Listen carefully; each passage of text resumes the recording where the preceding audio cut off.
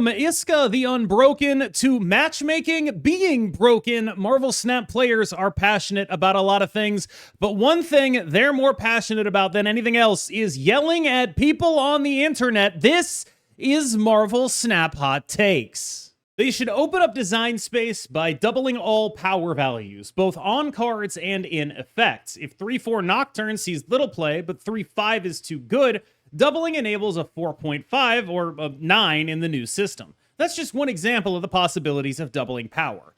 I think that this does meaningfully help, but one of the things that an additional design lever would fix is this 4.5 kind of thing. But one of the things that it loses by doing this to gain that additional design lever is that you lose out on things that are pretty thematically resonant and easy to understand. Like, what's a small card? Oh, it's 1. What's a big card? Oh, when it gets to double digits, that's when things start getting really big.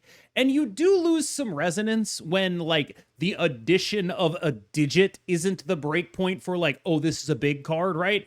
Like, when it goes from, say, 2 to 20, if you play the game enough, you know that 20 means really big, but there is something to be said about, like, the resonance of, okay, this is 1. That's like Ant-Man, right? That's a 1. When you get to, like, 10, when you break 10, like, there's a reason that all the Hulk characters in this game are 10 plus, and it's because of the thematic resonance of being a Hulk character. Like, they could have nerfed a card like Red Hulk and kept his scaling by making him, like, 6'8 plus 4 or whatever.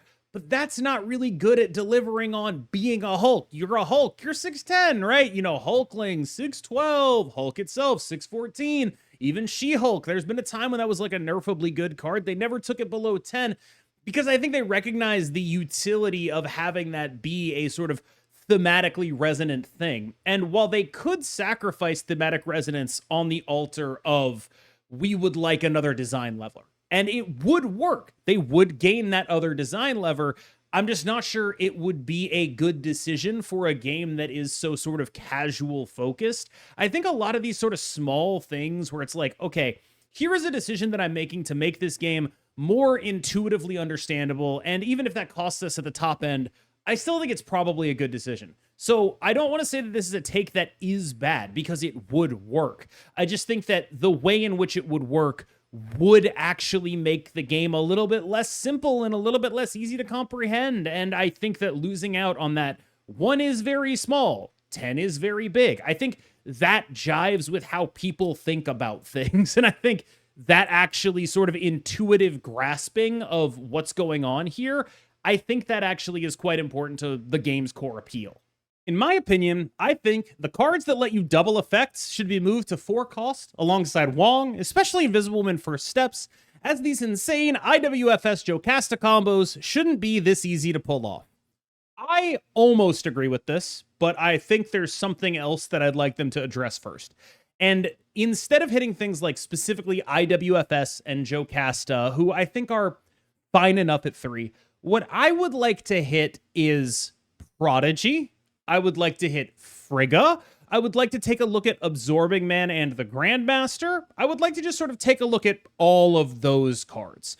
The cards that are basically only ever going to be doubling things, if that thing that they are doubling is something that is pretty clearly ridiculous. Now, we've been in spaces where those cards are not good, and we've been in spaces where those cards are good. My argument is that they represent a sort of fundamental design limitation by pushing cards that would otherwise be fine into an area of not being fine, because Marvel Snap is a game that plays with 12 cards, and if you can get a card that has a bunch of power and a very low cost and then get another copy of that, well, that's just going to be better than doing anything else. And so I think the other thing that's happened is over the course of the game, those effects have all had power pumped into them, because without good targets, they aren't necessarily worth doing. But they keep releasing good targets now. And so now they have good targets and also have the residual power from when there weren't good targets. Things like Absorbing Man, that card released as a 4-3, Grandmaster released as a 2-0, Frigga released as a 3-3. The only one of these cards that hasn't actually had power pumped into it is Prodigy, and frankly, that's probably only because he released so close to when Invisible When First Steps did. This is a pretty consistent thing that they've been like, we're going to pump the rate on these duplicators. And I just don't think they should.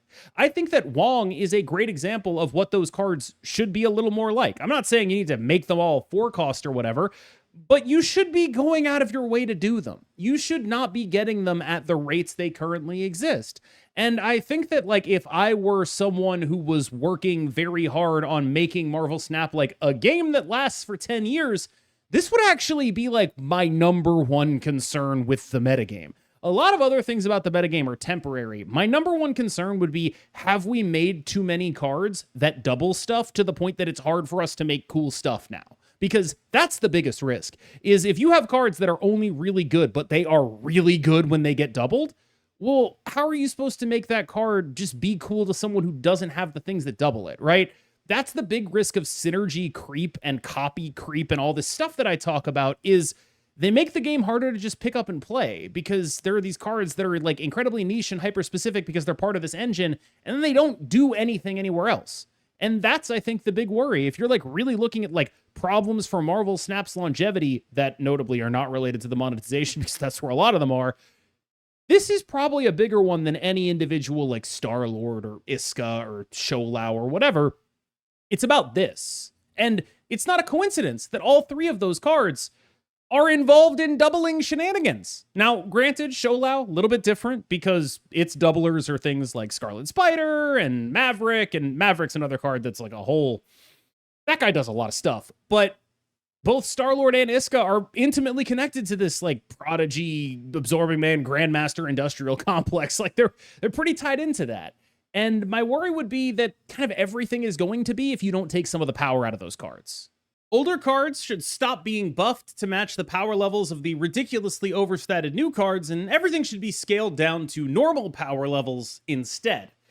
I think that this is probably not really doable, largely because the idea of normal power levels is something that is going to be personal to a lot of people, but I'll assume that what you mean is like, they shouldn't ever make a card that's better than a card that's already in the game. Like, that's sort of fundamentally what this take sort of evolves into, right? Because if you make a card that's a little bit better than something, well, then you got to make a card that's a little bit better than that. And like, that's sort of the fundamental dynamic of power creep. I think that without a clear plan for something like rotation, Marvel Snap is in a position where if they want to make new cards that are interesting, well, they probably have to like make them reasonably compelling to play. And compelling to play can mean a lot of things, but one of the things that it can mean that falls under that umbrella is you can make them powerful. It's not the only thing. Like, sometimes you can get there by just making a card of a character people love. I think Symbiote Spider-Man is a good example. I feel like everyone got that guy, and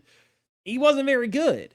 And so you have this kind of dynamic where it's like, it's not the only thing, but it is part of it, right? Like, your job is to create an appealing product. Power can be a lever that you can pull. It doesn't have to be a thing you pull all the time, but I don't want them aiming for cards that aren't very good or exciting to play, because when they aim there, everything gets very samey. I think that a lot of the people that espouse something like this are really just saying, like, please don't make me buy anything anymore. And I like, that's very much within their interest to say, but it's also a kind of non-starter if you're talking to a company whose business model is selling you things, right? Like, I don't really know that that's a doable thing. I also think that generally it is really bad, worst case scenario bad, to nerf an outlier card into being actively nothing special. When you talk about things like that, Mr. Fantastic First Steps is the first card that comes to mind. I was pretty taken aback by Mr. Fantastic First Steps being so regarded among the community as like this incredible mistake from them, because it was hardly the most broken card. Maybe it was, but there was competition. And what really got me to thinking about it like this was, what people hated about Mr. Fantastic First Steps was that it was broken, and then they nerfed it. That feels like a rug pull, and there's really no way around that. That is how that feels. It will never not feel like that. I suspect that they do not have options that are good for things like that. If you're talking about like, make sure everything is bad, make sure everything is like the level of Patriot Ultron. Okay, how long is that exciting for? Can that maintain a game for as long as the game has been maintained? My honest guess is that I think they're doing directionally mostly the right stuff with some notable missteps. Kid Omega, obviously. Mr. Fantastic, just like really, really a misstep. Everything to do with the economy, I think, arguably pretty much a misstep. But when it comes to balance, I think they are generally in the right space in terms of where they aim. And from what I can tell from the outside and like the statements Glenn has made, and like just generally, I think they are aiming in the right spot with maybe a couple blind spots. I don't think this is particularly actionable. Like, it would be cool if you could still play Patriot Ultron, but I don't think making sure that none of your new cards sell so that you can still play Patriot Ultron is the right thing to do. I think that the right thing to do would be to buff Patriot. That's just where I'm at on this kind of stuff, right? Like, I think that it is inevitable that when you make cards, if your business model is selling cards, some of them, not all of them, are going to have to be good enough to beat out other things. Otherwise, you get a bunch of situations where, like, you get a Weapon X that came out, nobody plays that, or things of that nature, where it's like a card came out, it's like the 13th card in the deck, nothing happens, we don't care. And that's also bad, because when that happens, it's not just bad for, like, their profits, it's bad for the game's replayability, because a lot of how this game gets content is with new cards, and if those cards aren't good, the game kind of isn't getting content. And I think those two things combined to me suggest that, like, I would be making a lot of the same decisions if I were in their position, unfortunately. They focus too much on some characters with variants. Why does Shocker only have like 5 and Magneto has 700? Well, this, luckily, is something they got from mainline Marvel, because let me tell you about all the spider people there are running around there. No, this is, I think, just like kind of a natural thing, right? Like, again, the business model is selling things, right? You are making a variant. It is a product to sell. So I'm going to make a product that people are going to buy. And people are going to buy a lot more things for a character they like on a card that does something cool than they are for the freaking Shocker. I also will say the perfect Shocker variant already exists. It's the one in the Dune buggy. If you've ever seen that panel where he's yelling, "Don't mock the Shocker," I don't think they can go any better than that. I do think there are... I do wonder about pipeline issues, because there are a bunch of like Series 4s that they just never seem to do variants for. And I don't really know why. It seems like they don't have any. Like, is there a Laufey variant in the game? Like, surely there must be. I've just never seen it. Like, it's just one of those things that you're just like, oh, wait, yeah, I really, honest to God, don't know here. I think that largely they are correct as a business to be like, well, we're going to give you the stuff that sells. But I do think that specifically like Series 4s, it feels like there's just really not a lot of them. I also think that like there's been, I won't say a concerning focus, but like a lot of variants for newly released cards, because they're new and people are going to be like, oh, I want a variant for that. And like, that's obviously like fertile ground to mine if you're a business. I just don't want it to like overshadow some of these other cards. So while I don't think they should make more Shocker variants for, I think, probably fairly obvious reasons, I do think there are cards that could probably use some love. Batroc shouldn't be nerfed due to the fact that it is currently only a problem in the very top of Infinite, not for the general player base, and is not currently a problem for Gen Pop. This tweet was made before any effects that the Golden Gauntlet has made upon the metagame. No, I mean, I think this is valid, right? Like, sometimes people get on me and they're like, the devs watch your videos. You can't say that. And it's like, okay, they are smart enough to know that I am playing in a very rarefied air, and to take my comments as reflective only upon that rarefied air. I would hope that you are smart enough to do that too, right? Like, I think that like a lot of the time people think that I don't know that. Like, everyone plays in a bubble, you know? I play in a bubble. You also play in a bubble, because there is not a meaningful enough sample size that you can have as an individual person to make pronunciations on what is and is not part of the game. my job and the job of basically every pro player in another game, right? Like, to take an example, a lot of who I model myself on is like, I model my content on pro Magic players, on pro players in other games, where, to be blunt, the job is the art of understanding metagames, generalizing from your small sample size, and making the best guesses you can. And that's what I do. And I think that a lot of people sort of interpret the things I say as if they are fact and not just my opinion and not just my thoughts on something presented in a way that is advocating for my thoughts on something. Like, I think a lot of people would really love if I put a disclaimer that was like, this is just my opinion. But to me, it's sort of self-evident. How could it be anything else? Of course it's just my opinion. What else would it be? Like, it just sort of feels like I'm unnecessarily hamstringing my own arguments by saying this. Like, it's like I spent a lot of time as a human being learning how not to constantly couch things to avoid criticism and to just actually say the things I believe with confidence. And I do that. And it is entirely possible that I am wrong about some of those things. 100% possible that I'm wrong about some of those things. But I am wrong honestly. Those are things I believe, and I can tell you why I believe them, and we can talk about it. But they are things I believe. And when you talk about, I think Batrock's a great example, because 2 weeks ago, yeah, I'm nerf Batrock, nerf Batrock, nerf Batrock.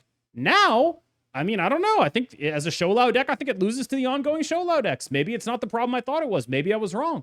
I honestly believe that. But at the same time, I did honestly believe it was nerfable 2 weeks ago. And like that, both of those things can be true. And so I guess it's just sort of a thing where it's like, I think it is important if you believe something and you genuinely believe it, to talk like you believe it and not to sort of couch it in like, this is just my opinion, you know, I could be wrong here. I think that's a habit a lot of people have, and I had to spend years of my life learning how to break out of that, like genuinely. And it's important to know that, like, yeah, you could be wrong. Everyone could be wrong. Everyone could be wrong about a million different things. That's baked in. That's already baked in. People need to know that, right? The Celtics coach, Joe Mazzulla, had absolute quote machine. He had a great quote about this, where someone asked him, like, when is Jason Tatum coming back? Is he going to be playing against the Mavericks? He did, by the way. And Joe was like, I don't know. You know, I don't even know if I'm going to wake up in the morning. I go to bed questionable, and I wake up probable.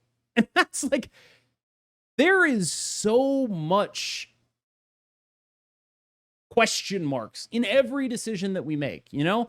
Oh, you know, I just cleaned the sink. I'm going to wash my hands. That's 99.9% likely to get rid of all those germs. That's an acceptable risk, right? Like, we talk about things in these terms that are not definite, even though they're pretty close to definite, but they're not. And I view what I do as sort of like, I don't know, opinion journalism sounds like, you know, I view it as a little less than that, just to be clear. But it is something that is authentically me and honestly what I think. And if I'm wrong about stuff, I'm wrong about stuff. And so I think, like, the Batrock thing, I might have been wrong. Like, I might have been wrong. I don't know. I just didn't think there was a deck out there that could outpoint it in the Show package, but that ongoing Show deck is doing a lot of work. I thought incorrectly, presumably, that the move Show deck was just a little bit too good. I mean, I still think it's really good, but maybe I'm wrong. And maybe even though Batrock is very out of whack with every other one drop, maybe it's like an acceptable kind of out of whack, a fun kind of out of whack. Also, I do think it's super valid to say, hey, KM, this doesn't need to get nerfed because it's not good at like lower ranks, and that's where we actually have to care about, right? It's like, yeah, but like, why would I have an opinion on that? Like, why? You know, like, it's super valid. You're allowed to say it. It's just not actually like engaging with what I'm saying, right? Like, here are my reasons for why Batroc is good and like should be nerfed. And you're just like, okay, well, that doesn't really affect me, so I don't really care. And that's fine. It's a correct thing to say, but it's like evergreen, right? You could say that about any of my opinions, I think. And I'd like to think that they're still useful to you regardless. The best thing ruins the second best thing. Example, I love playing high Evo with Star-Lord and Grandmaster. Yeah, I mean, unfortunately, that's just a card game thing, right? Like, a lot of why you think of the second best thing as like a cool thing is because it's not the best thing. And if it was the best thing, you'd probably hate it too, right? Like, I'm not going to say everyone who plays card games is a hipster, but a lot of people are, because a lot of what people get out of card games is like some value of self-expression. It's why you see people being like, oh, he's a net decker. It's why you get like a lot of this like culture around it where it's like, I am about self-expression, right? And it's totally valid to get those things out of it, but it does sort of often mean that you position yourself as like a maverick for playing the broken thing, but slightly worse, right? Oh, you know, they're playing the busted Star-Lord. I'm playing the fair Star-Lord, right? And it's like, I don't know, man. You might as well just play the busted one, right? Like, what are you actually gaining here? You know, what is that making you? How is that making you feel? Because I also agree. I think that Star-Lord just sort of naturally is a more interesting card in the high Evo thing, but I don't know if I would think that if I was constantly losing to it. I think that if that one was like really good, I would feel the same way about it that I feel about current Star-Lord, which is to say, I don't know. I'll be honest, just on the Star-Lord topic generally, that's another one where I was honestly wrong, but I don't know how wrong I actually was. Like, I think now that it's been nerfed, the real objection to it is just that it sucks.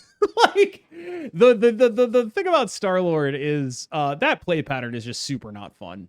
But it does scratch an itch for me personally, which, like, I just get to AFK 5 turns and then only really think on one of them. I like that, because a lot of the other decks where you AFK 5 turns, like a Hela, you're also AFKing the 6th turn. So I appreciate that there's, like, a balance in Star-Lord. I don't know. His play pattern is really unpleasant. Like, I'm not going to sit here and deny that. But his play pattern is also basically Mr. Negative's play pattern, which means that it's functionally more about how many people are doing it and how bad it is and how much it sucks to play against. Like, Clog, Star-Lord, Mr. Negative, I'd argue Cerebro. These are all things that are just like, this sucks, and it probably shouldn't be a big portion of the meta. And Star-Lord, I think, can pretty reasonably earn the ire that he earned just by being around a lot and being good enough that people play him.